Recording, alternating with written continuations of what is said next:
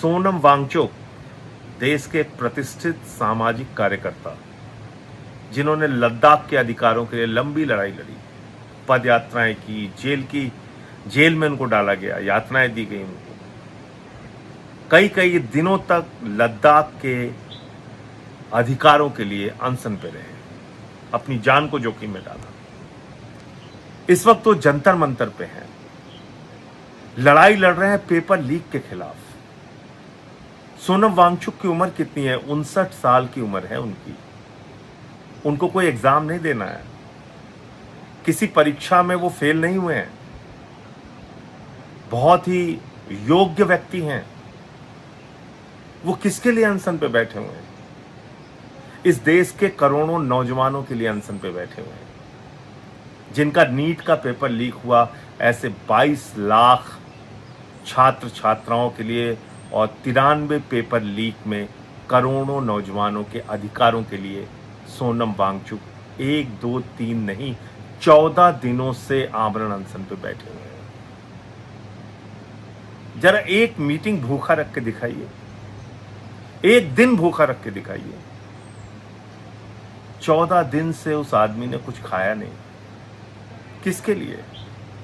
हमारे आपके लिए, हमारे आपके बच्चों के भविष्य के लिए, इस देश के लिए, इस देश के नौजवानों के लिए, कि पेपर लीक ना हो, लोग जो अपनी योग्यता के हिसाब से परीक्षा दें, उसमें उनको अंक मिले, वो पास हो, डॉक्टर बने, इंजीनियर बने, अधिकारी बने।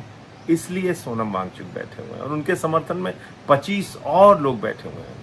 पिछले 14 दिनों से कुछ अस्पताल में जा चुके हैं, उनको मारा भी जाता है, पीटा भी जाता है, बारिश में त्रिपाल नहीं लगाने की इजाजत नहीं है उनको देशद्रोही भी कहा जा रहा है। लेकिन इन सब के बावजूद जितनी बड़ी तादाद में, जितनी बड़ी संख्या में हम लोगों को जंतर मंतर पहुंचना चाहिए, उनका साथ देना चाहिए, उनके लिए आवाज उठानी चाहिए, सोशल मीडिया पे वीडियो बना के या खुद अपने इलाके में अनशन रख के, धरना करके, प्रदर्शन करके, कुछ भी करके जिस प्रकार से उनका समर्थन करना चाहिए, इस देश के लोग शायद उस तरह से उनका समर्थन नहीं कर रहे हैं। ये बहुत पीड़ा की बात है। अभिजीत दीप के, मैंने उसका एक वीडियो देखा। अमेरिका में पढ़ने वाला एक नौजवान सब कुछ छोड़ के आ गया।